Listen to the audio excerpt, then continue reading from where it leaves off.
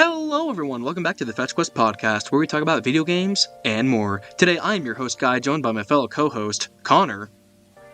Hello. So, Connor, I think it's just us today. I hate to say it. Yeah, everyone else like Liam and Jay, they're busy with school, and unfortunately, it seems Brewer's been coming down with some major PP cramps as of late, so he's out of the video today. Dude, I would never want to wish any PP cramps on my worst enemy. So, dude, I'm praying for him. I hope he makes it out okay. Yeah, it's really sad. Let's change topics. Let's move on to something more positive. Oh wait, I know. A game you've been actually looking forward to for a while has come out, right? What specific game? Oh, it was a game that came out recently. It features some really beloved characters. It's a continuation of a long-running series that like goes all the way back to the '90s, and it even has like really good gameplay. And I know you've been really looking forward to its release. Oh, you mean Tekken 8? What? No, guy, no. I meant Final Fantasy VII Rebirth. Obviously, everyone knows how much you love the Final Fantasy VII remake, so I know you must have been like really pumped when it finally like released. Low tier god. Doya!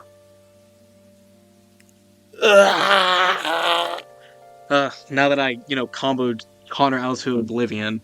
Today we're going to be talking about some of the stuff that's come out already in 2024. What stuff has come out? What are we looking forward to? Is this shaping up to be a good year in gaming? All of these and above. So Connor, as mentioned prior, those two games have actually just come out, specifically Rebirth. I know they came out literally like a few hours after this recording, so I know a lot of people are excited about that. And we have Tekken 8, which came out, which a lot of people are giving it universal claim for being like one of the best Tekken games and one of the best like fighting games to get into. So like, I want to hear like what's some exciting stuff that you've seen so far this year. So not really like a whole bunch, but like there's some promising stuff. Like for example, like um the there's like a new indie game by the Sonic Mania team called Penny's Big Breakaway. I know it got shown in a Nintendo Direct that released in like February, and that it looks really fun and good. And also there was a demo for that like Pepper Grinder game, and I tried it out, and it's actually like really fun. It reminds me of like some like of the Sonic Colors like drill power up, but if it was like a full game. So I'm definitely looking forward to like some stuff to like those two like games, which Yeah, yeah, yeah. I think yeah. Also, recently, I'm pretty sure at the beginning of the February, P3R release, and I know we talked a bit about that in our Persona episode, which you should go watch. True. Um, yeah, but I've played a bit of it. I haven't played so much of it recently. I've just been super busy, but from as far as I got, like it's really fun. The gameplay's amazing, and it really feels like a definitive edition of the Persona 3 games, which kind of sucks since it technically isn't, but we also went over that in In the I think Persona our episode. remake Oh yeah, on and the our remakes remasters, yeah. I mean, it's kind if of you the best way to play right now. It's like the most modern yeah, version of the game, and also it's just like it implements like a lot of quality of life features featured in Persona 5 that like makes the game just yeah, really accessible for players. yeah. I wouldn't say it's a spoiler, so I'll talk about one of those features because you get it like super early into the game. It's called shifting. It's essentially like baton pass from Persona 5 Royal, but it doesn't give you like the buffs, which it's a really cool like a new mechanic. Because I, as someone who played a brief bit of portable, I know that shifting wasn't part of it. So, like seeing stuff like that get changed and like made to make it a better experience is something that I really enjoy. And honestly, the gameplay is just super fun. Like I find myself like grinding in Tartarus for like hours because of how fun it is to just play the game. Yeah. But I think we should move on. I do know something actually that um Jay, if he was here, he'd be excited about. I know Dragon's Dogma 2 is coming out sometime soon. Oh yeah, that's I think that's coming out in March, but like pretty much Capcom is going back to their very like decades old game Dragon's Dogma and that series, and they're making the sequel, which they plan to like I think more than double the size of the original game. And I haven't played Dragon's Dogma before, but like I've seen the combat of 1 and 2, and I have to say like I'm looking really forward to this cuz they implement a lot of physics with like a fantasy setting, so I'm really excited Yeah, to see like what they do with like the hardware of like the of like modern hardware to see where it goes, because I know one of the issues with like Dragon's Dogma, the first game, in like a modern context is that like it doesn't like perform as well. It shows its age a little bit. So I'm excited to see what they do. yeah, and we are kind of jumping around a lot, but I think that's sort of like what we have to do. I mean, we could But cover there, like what came out in January and February if you want to do that. I mean, yeah. So from like notably, like not a lot of stuff actually really happened in January. The only things that I can think of off the top of my head are obviously Tekken 8, which we already talked about a bit. Um, Prince of Persia, the new game, I think that was making the rounds a bit. Yeah, like Um, it was like a revival of the series, but it's also like it was a Metroidvania, which yeah, and here's another I surprise. Here's another surprise. It was made by what? Ubisoft and it was good. That's crazy. Holy shit. I know, that's actually really nuts. Yeah, I want I like when I heard it was a Metroidvania, it immediately piqued my interest because Metroidvanias are either my favorite or like second favorite video game genre. I love Metroidvanias to death, so it was definitely like something I was like keeping. I was like, I'm probably gonna get this. So sometime down the line, I'll probably pick it up because it does actually look really good. Of course. Um, but something else that I know, like it was similar to that was and this is like a little it's a little more niche, I think, but the third chapter of Poppy Playtime released, and I know that was definitely making the rounds in like indie horror spheres, like people who would just like play indie horror games were covering Yeah, it a lot, doing playthroughs, and I've seen a full like multiple full playthroughs of it from different like YouTubers. So, and I it looks really good. Like Poppy Playtime's previous chapters get a lot of flack for being like bad or mid, but from what I've seen and from what people have been saying, it actually like seems like really fun and good, like an actual good like a mascot horror game, which nowadays is really hard to do when you have the likes of Garten of Banban. You know, like it's so hard to compete with such peak game performance as Garden of Banban. So yeah, it's really impressive to see that they were actually able to make something that's better than Garden of Banban. I know, right? But I mean, on topic of like horror games, I know Silent Hill: The Short Message came out in January. I know a lot of Silent Hill fans have just been really pissed off in the past few years because of Konami's decision making and whatnot, which is entirely fair because Konami is Yeah, just a shit company. But it's like I know The Short Message had like some pretty middling reviews, so I know that's not keeping a lot of people excited, especially since when you already had like a lot of hate for Konami right now. So yeah, that's really like piquing my interest to see how people are going to react to the Silent Hill 2 remake that's coming out later this yeah. year. It got announced, but it doesn't have a release date yet. I'm pretty sure. Oh I really? then yeah, it there was a short trailer, um, and the combat from what I saw, it looked a lot more like combat based than like the more like psychological horror sort of thing that I think the Yeah. original Silent Hill. Wow, Silent I can't. Hill. Silent Till Who, yeah, the new spinoff Till Who. It's set to an estimated December 2024. Yeah, so pretty late in the year, but that's that's all right. Yeah, that's But fun. from what it seems is that it seems like it's a lot more combat based. It kind of gives me a similar vibe of Final Fantasy VII and the remake of where the story and stuff are probably going to be mostly untouched, but it's going to be a lot more different gameplay wise. That's from the brief trailer. That's like the sort of vibe it gives me, and I know that might not seem super appealing to you, Yeah, given how much you absolutely adore the remakes. you're right. But It's not like on we the had topic an of remakes and remasters, we definitely had The Last of Us 2 remaster come out recently in January, which it got really good reviews because it's a good game, but it also we kind of like brought this up in our remakes and remasters video. It's like if the changes are like kind of minimal, like I don't think it's there's worth like an extra $70 to spend, which you can upgrade it to PS5 for $10, but it's like that's kind of steep. Um, yeah. going It's more into January, like you said, it's like not a lot of stuff came out. It was just more so like the big ones were like Tekken 8, Prince of Persia. Oh, I forgot this one. I'm personally not a fan of the Yakuza series, but I know Jay is. But Like a Dragon Infinite Wealth came out to a lot of universal acclaim.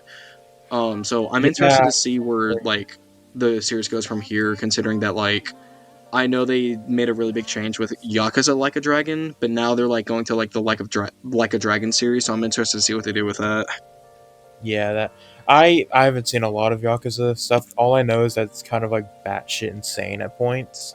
Oh yeah. So yeah, I'm down to see what happens. But something I think like from what has been at least like shown this year, there's like a lot of like remasters or remakes that have been happening. In February we got the Tomb Raider 1 through 3 remastered. We got the Mario versus Donkey Kong remastered. We got Final Fantasy 7 Rebirth. We got Persona 3 Reload, and like onward throughout the year, like we're getting I know we're getting like the Silent Hill 2 remake, obviously. We're getting like a re-release of Shin Megami Tensei 5. We're getting Um Paper Mario and the Thousand Year Door. yeah, which I'm really excited for because that actually does look like really fun. We're Yeah. getting Luigi's Mansion 2 HD. We're getting Sonic X Shadow Generations. We're getting the Monster Hunter Stories remake. We're Oh yeah, getting like that. I remember that. I'm actually really excited for that because I mean, you know me, I'm a really big Monster Hunter fan, and they yeah, turned like Monster Hunter Stories is like how do I describe this? They turn Monster Hunter into turn-based combat and have like a breeding. It's basically Pokemon Monster Hunter, and it's awesome. yeah. That I mean that sounds like really good, but like back to like the other thing with like how like we've also like recently got the Epic Mickey like rebrushed, like that remake got announced, and I know Yeah. isn't there like a Metal Gear Solid remake sort Oh of thing yeah, Metal happening? Gear Solid 3 is getting a remake that's supposedly coming out later this year. I'm actually interested to see what they do with that remake because I mean, like we mentioned before, Konami is just a very interesting company in terms of like decision making and like their Yep. output recently has not been the best. So I'm interested to see like what changes they make to Metal Gear Solid 3 because a lot of people, like a majority of people see Metal Gear Solid 3 as the best Metal Gear game. So hmm obviously there's a reason why they're remaking it because it's the most universally acclaimed game, but it's also like Yeah, how much are they going to change to like suit their vision, you know what I mean? yeah. Are they gonna fuck it up? Is basically like the big question. Exactly. Cuz like Yeah, a lot of people like with the Metal Gear series especially, people did not a lot of people didn't like 5 because they kicked off Kojima midway through development and yeah, you could really see that in like the later half of the game, but it's like when you have that consistent developer on a game for so long, then you get like the first 4 Metal Gear games, which I think is pretty sick. yeah. Um, yeah. I'm also kind of looking forward to. I'm not even that big of a Metal Gear fan, but like I'm sort of interested to see what happens. Yeah, of course. Something else that I think I'm also really looking forward to is like this is completely unrelated, like even genre wise, but there's this game coming out sometime in 2024 called Earthblade, and here let me look it up real quick to make sure I'm actually like saying the right thing. Earthblade. Yes, Okay, okay. okay. Earthblade. It's a new game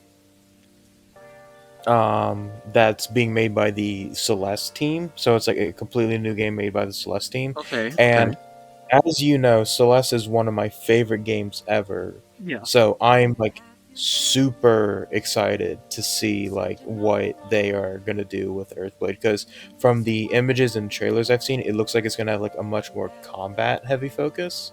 So I'm super looking forward to what that is. Yeah, yeah, yeah, of course. I kind of want to take things a little bit to like a report on February. February, Yeah, I'm not gonna lie, might have just been the best month this year. I'm not gonna lie. yeah. Well, clickbait title: Did February blow its load? And did 2024 blow its load in February? Probably. Um, I just like just to mention like some of the uh some of the games that came out this year. You got Persona 3 Reload, which again has universal acclaim. It's a great remake. The release of Helldivers 2. Oh my lord, that took Yeah, over the that was like internet a fast. that was like Lethal Company levels of takeover fast. I never heard of it, and then all of a sudden I saw it everywhere. I mean, the concept is really cool, and for those who haven't played Helldivers 2, which you should, it's pretty fun. Um, you essentially are a Helldiver, and your task is to defend the galaxy and Super Earth, which is just Earth but in the future. You have to defend Super Earth from the aliens known as the automatons, and I forget the other ones, but they're big bugs. And the Yeah, idea is that you have to defend the galaxy from them taking it over, and also, of course, Super Earth.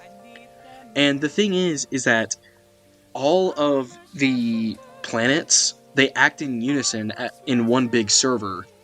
The thing is, the effort that you put in to liberating one planet from like the automatons will make progress for everyone else in the world. It's an active community based effort that has to be yeah, done to take over planets.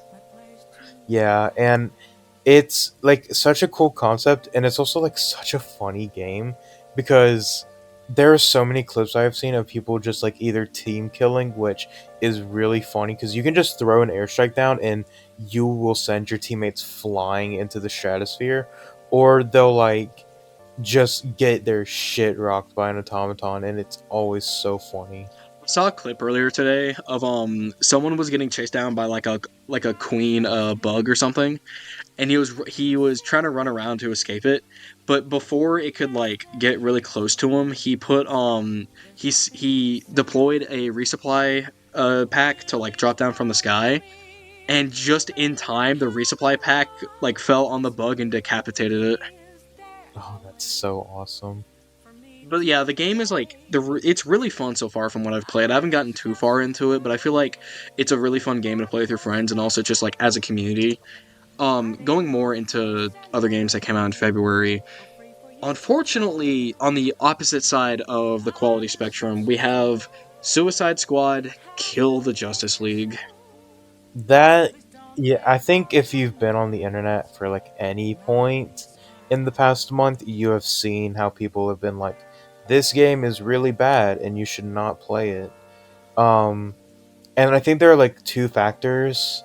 One is that it's a live service game, which I don't I don't really know how to define that. Do you have a good definition for Got what you, a I got live you. service game? Yeah, like a live service game is a game that like it requires you to play online or like play actively to unlock content that could be limited time. Like a good idea of like a live service game would be Fortnite or pretty much like battle royales with battle passes. Those are considered live service. But the problem with Suicide Squad Kill the Justice League is that like for cosmetics and like simple like shit to unlock, there's a lot of microtransactions that go behind it. Not just that, but it's like for the content that you want to like access and play the game with, it's going to be limited time, which is just not a fun model. Yeah, I've seen a lot of people call them like looter shooters, where in order to basically get better stuff for the game, you have to either open loot crates or like actually buy stuff, which that's just not a good way to make a game. Oh well. That's not something. That's not a fault of the looter shooter genre. That's a problem of the live service genre. Because like Yeah, games like Borderlands are actually like incredible looter shooters. I think there's some of the. I think Borderlands is actually the best looter shooter out there. The story not yeah, so and much, but the gameplay's peak. yeah, and I haven't played a lot of them, but just the concept of like you have to like open like loot crates and stuff like that in order to get better stuff. It seems like a little like scummy, I guess. But I'm Yeah, sure that like as you said, Borderlands, like there's good examples out there, but yeah. most of Well, it's them, like when they say looter shooter, it doesn't mean like you open loot boxes. It means that like you get drops from enemies that give you guns that do uh, different things. That's what a looter shooter is. okay, I've heard the term like used a lot to like describe like you know what I just described, Yeah. basically. Another good example of a looter shooter is Destiny and Destiny 2, but like those games are just fundamentally flawed. But I've I've never played them, so don't.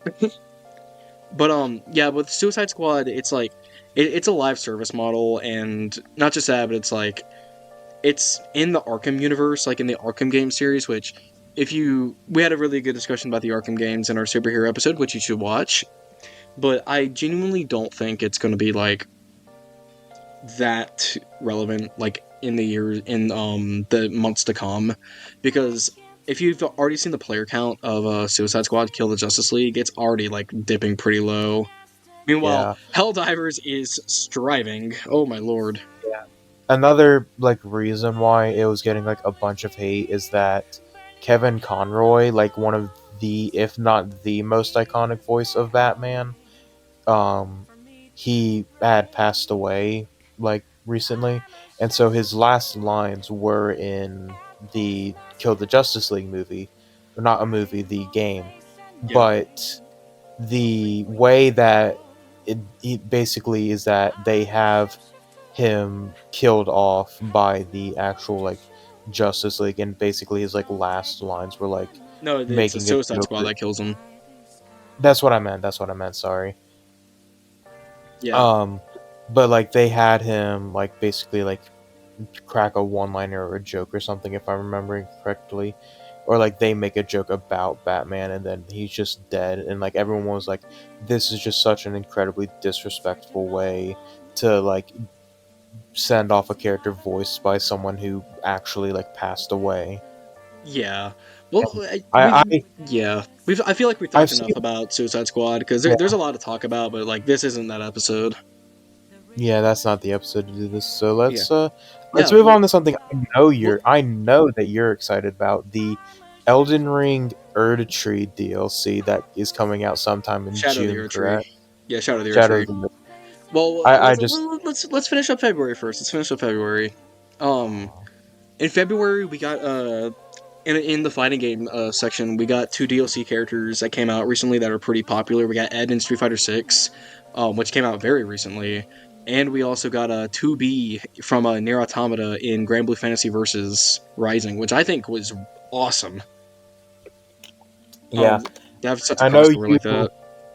I know you're really liking how Ed plays and stuff like that. So it's nice to see that, especially like right after Capcom Cup. Oh, exactly. Which who knows? We might do a potential Street Fighter video. Who knows? But Who knows? it's fun that like we're seeing like a lot of the fighting games still strive, especially with like Tekken 8. Like we haven't had a big patch in Tekken 8 yet, or like a DLC character announced yet, but I feel like they'll be coming soon. So stay tuned for that. But Hmm. February we got like very good like just announcements and whatnot. We got the Elden Ring DLC trailer which got announced. We had the Nintendo Direct, which I know it's pretty divisive, but I actually think it wasn't that bad in terms of like showcasing some projects from other publishers Yeah. besides Nintendo. And my thing is when people were getting like I was seeing people getting upset at that, it was a partner showcase. Like I mean, yeah, like they showed some pretty good stuff, but like they're not going to show off like the next Smash game in a partner showcase. So I don't know why I was seeing people get all pissy about that. Like the stuff they showed was perfectly fine. Yeah, I thought it was pretty fun stuff. I mean, like you got Epic Mickey, you have SMT5 Vengeance, which is going to come on all systems soon. Yeah, I mean, Yeah. it wasn't like again, I don't think it's like the best direct ever because my birthday direct last year Either. was objectively the best one, but I do think it is. I think it was a fine direct, but like not only that, but we also just got like a few, like a good amount of announcements and whatnot that came out, like especially the Elden Ring DLC trailer, which blew up because again, Elden Ring is one of the biggest games that has come out so far in the 2020s. So of course the Yeah. DLC was going to be like a huge splash in terms of like popularity, which personally I am very excited for, and honestly like I'm more excited about that DLC than any other game this year, which we can probably transition That's this to like games that are coming out onward. this year. Yeah. I think that's like, valid. I know that it is like one of your favorite games because I know what your actual favorite game is, and that's Persona 5 Royal. I know Yes, that for sir. sure. So I know, but I do know Elden Ring's like up there. So I know you're very much excited for it. I saw the trailer. Looks cool. I'm not. Yeah, I'm you not a go super first. big like Souls person, which is a little like crazy, seeing as how like at least 2/5 of our friend group is you and Jay. I know are like big Dark Souls people, Oh yeah, like Souls like people. So, but I'm. It looks good, and I'm like really like happy for you guys. But yeah. another like Souls like that actually got like announced at that partner showcase was this game called Another Crab's Treasure, which is a Souls like, but it's like based off of like a crab trying to get his shell back, and you like equip these different shells to get powers, and it I'm looks like actually really excited for that game because at first I was like, okay, this is just like a normal indie game, and then I saw it was a Souls like, and I was like, wait, what? yeah. And I remember it was a while ago, but I remember seeing stuff about that game. And I was like, oh, that looks fun and cool. I'm sure Guy would like that. And so now that you actually know about it, like I think it looks good. I think it'll be like really fun to play. Oh, I do too. And that's just like a showcase to like. I actually didn't think this year would be that good in terms of video games, but I I mean, kind of was on copium. I'm granted, not gonna lie because 2023 was just so good. yeah, exactly. Like that's I think that's something to be, like expected because 2023 was probably one of, if not the best, like year in video games, like especially in the 2020s. And 2025 is gonna have stuff like Monster Hunter. It's gonna have GTA GTA 5. 6. Oh, yeah, not GTA 5, GTA 6. You're right. Yeah, and like as like just recently announced, or the new Pokemon Legends game that's also in 2025. Yeah, So there's a lot to look forward to for next year as well. So I feel like it's kind of getting it's overshadowing 2024 because we have yeah, like a good amount of games that are also coming out. It's just like they're not as big as like they're gonna be Monster Hunter Wilds or GTA 6. You know what I mean? yeah, you're sandwiching them between like what are right now that are seemingly going to be like two very big years in the gaming sphere.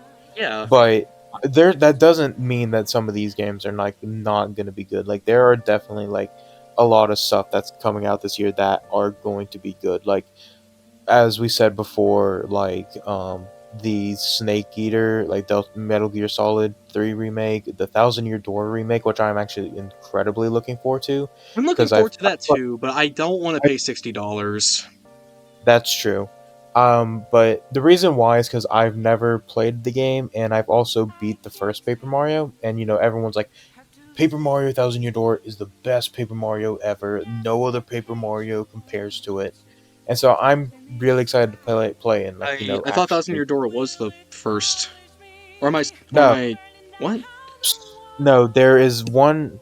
I am 90% sure. I could be wrong, but there is a Paper Oh Mario. yeah.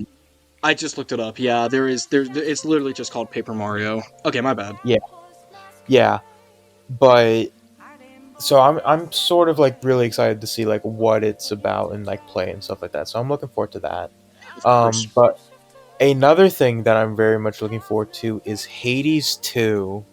Oh my god, I'm so hyped for that game. I'm so hyped. It's gonna be absolute peak because Hades, the first Hades, is absolute peak. And if you watch our roguelike episode, you'll see why. True.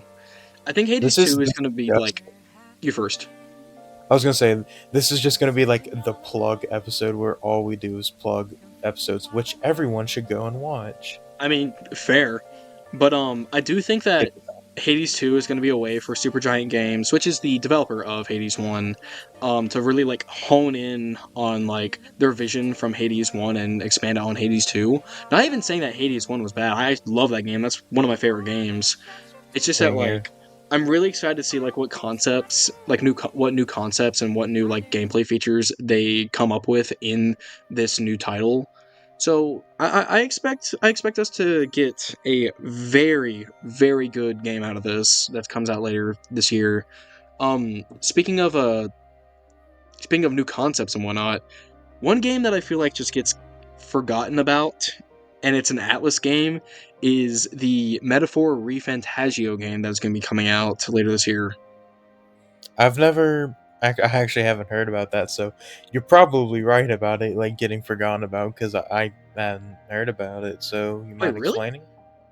No, I think maybe Brewer might have brought it up once, but I don't. I no recollection of hearing about this. Oh, really? It's a So it's going to be a new IP and a new series. They're going to be essentially it's similar combat to Shin Megami Tensei and Persona. So it's like it has like the the turn making system of Shin Megami Tensei, but it's going to have like the customization options of like Persona, which I think is pretty cool. Oh, okay. Yeah, it's going to be like their new IP, which I'm really excited for, and a lot of people are just forgetting about it because it's being overshadowed by Persona 3 Reload, which I think is just really funny. Oh yeah. Oh wait, I think I do remember Brewer. Yeah, Brewer definitely brought this up before. Now that yeah, it. I think a problem with that is that a lot of people associate Atlas with Persona and Shin Megami Tensei because obviously those are the best, like those are the most popular ones. Yeah, It's like how everyone associates Game Freak with Pokemon because obviously, but Game Freak does make other things besides Pokemon. It's just like those are the thing they're known for. But from, I mean, it sounds cool, so I'm definitely like, I'll probably pick it up, if oh especially if please it do, has like, man. it's especially since it seems to have like similar gameplay to Persona 5 and uh Shin Megami Tensei. But I've never played Shin Megami Tensei 5 or any of the Shin Megami Tensei games.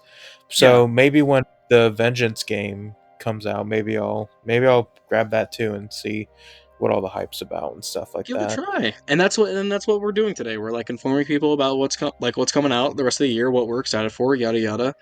Um, One thing I do want to bring up is that's coming out later this year that I feel like we kind of need to talk about in terms of like what the fuck is it? Is Sonic X Shadow Generations. What do you mean? Everyone knows it's just gonna be like 2 hours of Sonic's X Shadow fan art.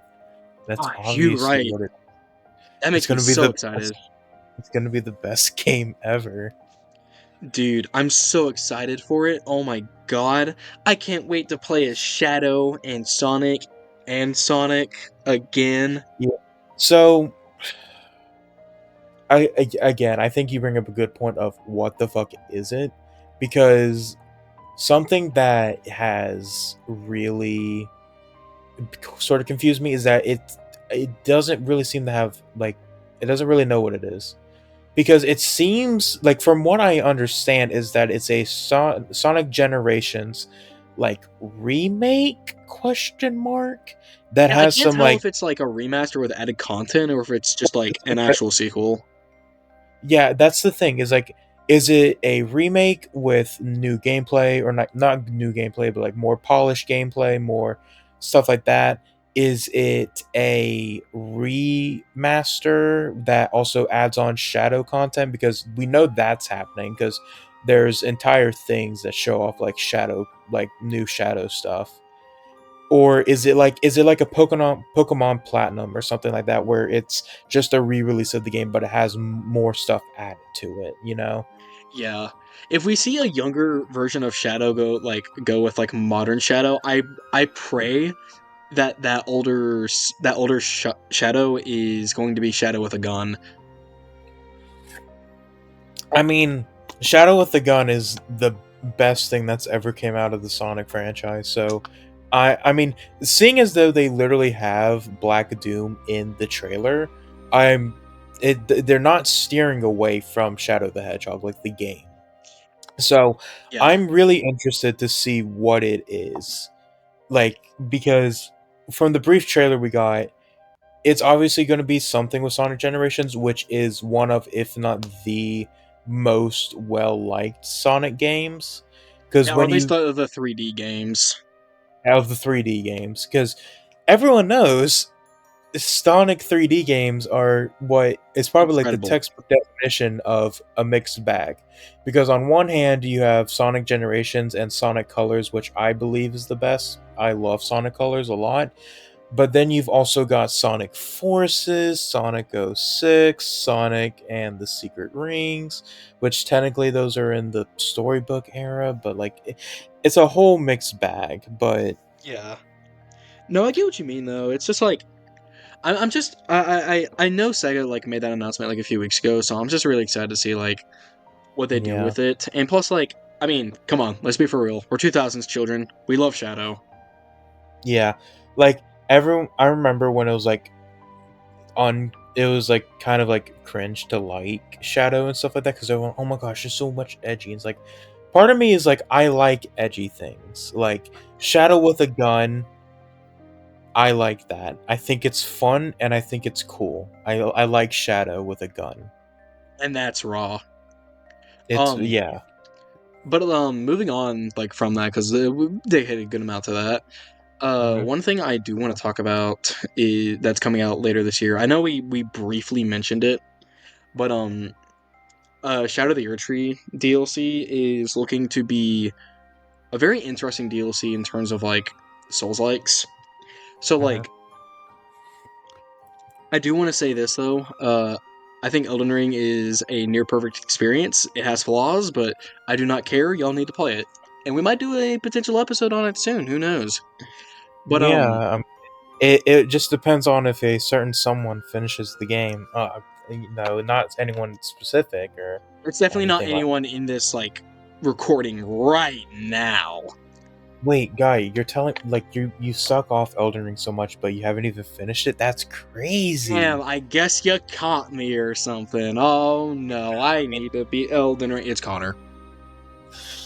What? No, this totally isn't like a Xenoblade 3 situation all over again. It is. It's No. it's taken Connor a while to beat the game. You haven't even played it. What? No. Silly Billy, play the game.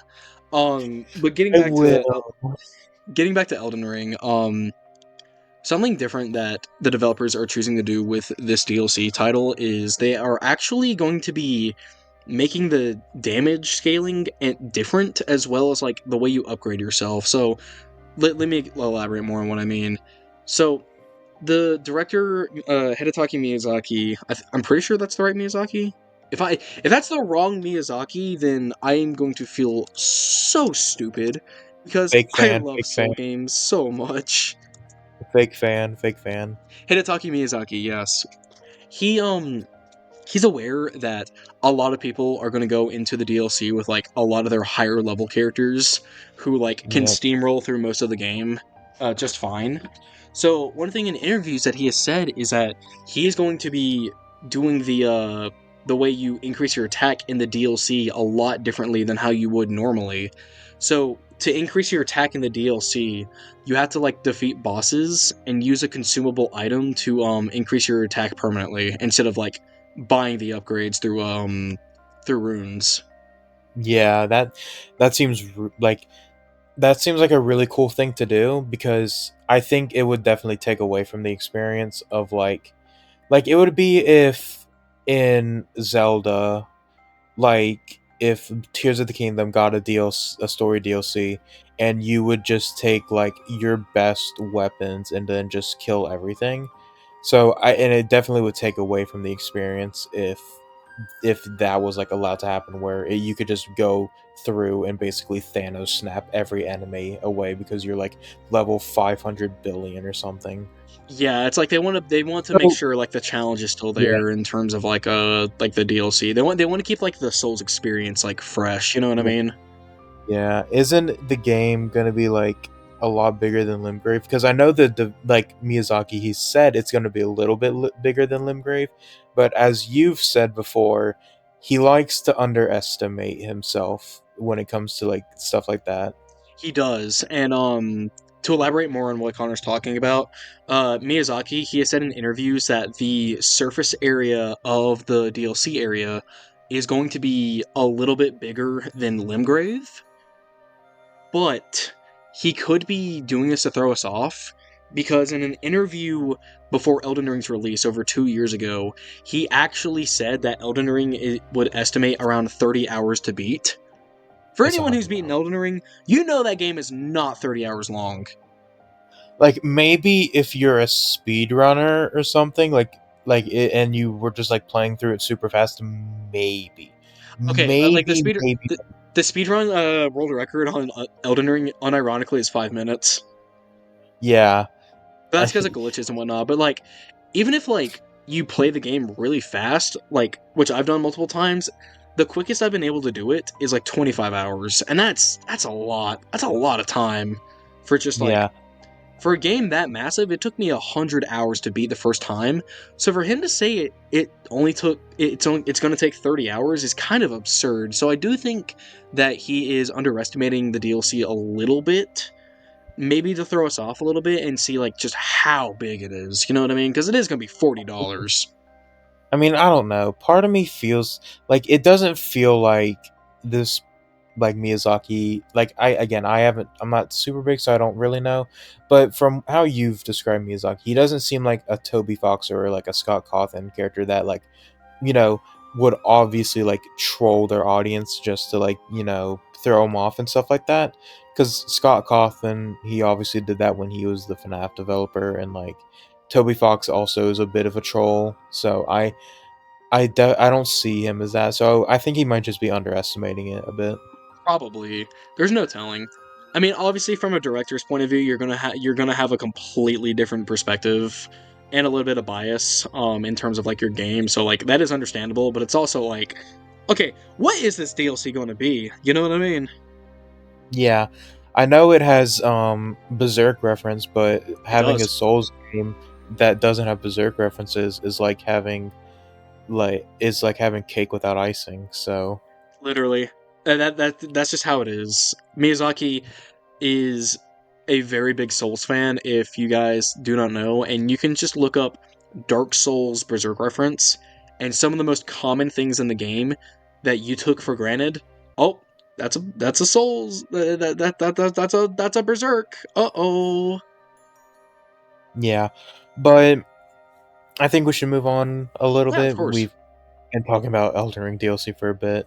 I think we should. Something Yeah, else you first. that I was gonna say, something else that's coming out this year that it doesn't have a release date yet, but is something I think I'm personally kind of excited for is Rivals of Aether 2. I know that's Oh coming out this year. yes, And so for anyone who hasn't played the first Rivals of Aether game, it is a 3D platformer, or not platformer, sorry. It's a platform fighter. That's what I meant to say. It's like Smash, how it's a fighting game like that. yeah, Rivals it's a of platform Aether is fighter. like Yeah, that.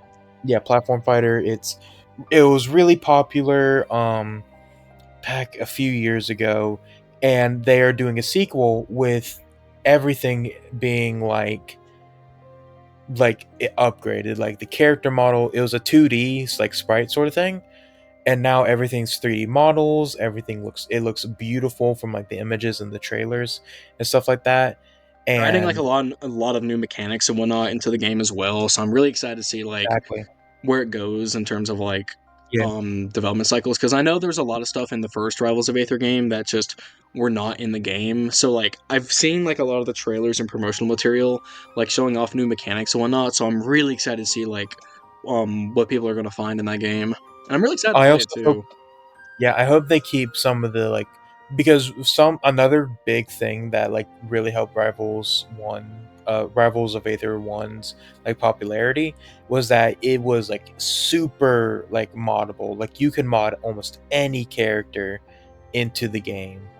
I know big YouTubers like Alpharad made a bunch of videos with like Rivals of Aether mods and like different characters in that, and they were like pretty popular. So I'm Yeah, hoping they keep that like modability within the they're game probably because that not. was like, I mean, yeah, but it'd be cool because I think it could be like a really cool thing to do. But Yeah, of we'll course. I just think that like the problem is that like the first Rivals of Aether game was pixelated, so it's a lot easier to mod stuff in. Meanwhile, like this one's going completely 3D, so it's like it's yeah, not going to be that easy to mod. yeah, but I think that's I'd say that's a decent place to wrap up. What do you say, guy? I think that's pretty fun. Yeah, I mean, there's definitely a lot of stuff that's coming out this year that we are both really excited for. And I mean, hell, we only covered like a few, like just a few things that are coming out this year. But like, this is just to show like what games are coming out this year, what's already come out this year, what maybe you should pick up. I'm just saying, like this year, it's looking pretty good so far, and I'm hoping like that Yeah. remains throughout the rest of the year. So yeah, I guess as a closing point, we could just list off like the top three things we're the most excited for. If you want to go Yeah, first. I got it, man. I got you. I got you. Refan. Okay, so like number three is probably Refantagio. I'm really excited about that. I again, it's Atlas. They made my favorite game, so I'm really excited to see where that goes. Um, not gonna lie, another Crab's Treasure is number two. Oh my god. I'm really excited for the Crab Souls like. It's I have a problem, I know. And then my number one is definitely the Elden Ring Shadow of the Erdtree DLC. I feel like that is just gonna be the scale of an entire game wrapped up in a DLC. So I'm really excited to see where that goes and like where the game is gonna end off. But yeah, that's my top three. What about you, man? I say my number three pick would probably be Paper Mario, the Thousand Year Door remake. I know there's like like I also don't want to pay $60 for like something that I could probably go to like a random GameStop thing and get it. But I think that I really want to play Thousand Year Door. I've always wanted to, and I think just the convenience of being able to get on a Switch, it'll be worth it and stuff and stuff like that. But Yeah, my second pick will probably be Hades 2, definitely. Um I don't think we really need to explain why. Hades 1 is an almost like perfect game. It's fucking amazing. I love Hades 1. I love the characters, I love the gameplay, and I'm not even that big of a roguelike guy, but I loved how Hades 1 played. So I'm really excited to what they build on and what they improve in Hades 2. yeah, of course. And definitely my number one would probably be Earthblade. I know like it's not like a super big thing that's been announced, but I absolutely loved Celeste. It is like, if not here, I can actually look real quick at what I placed it in for my It's like your top 10 sixth or games. seventh favorite game. I did some editing recently on that because it's, yes, my seventh favorite game of all time. And I think the team behind it, I think they're called Exoc Games now. They've changed it a good few times, but I absolutely am really excited to see what they do with Earthblade, because already from the trailer that was announced, that was shown like a few months ago, it already looks like really fun and good. So I'm really excited for that. It's awesome, man. I'm really excited to see like where they take that game with like Yeah. from the Celeste developers, see what they do with it. But with that being said, guys, I think that if you like this kind of content and you want to see more coverage of of what's to come, please like and subscribe. Give us those YouTube analytics. Yeah, I definitely think we could do this like maybe every few months or something, like a sort of few months in review. I definitely think we could do this, because even though we talked about a lot of stuff, there's still stuff that probably hasn't been either announced or stuff that we have talked about that's going to get more info, like Earthblade or Hades 2. So Exactly. we could definitely do this in a few months' time when more stuff gets announced. Yeah, of course, I would love to do that. Hmm. Comment down below what you are excited for in the coming year. But with that being said, guys, thank you guys so much for watching, and this has been our episode about what's to come in 2024. Thank you very much. Goodbye.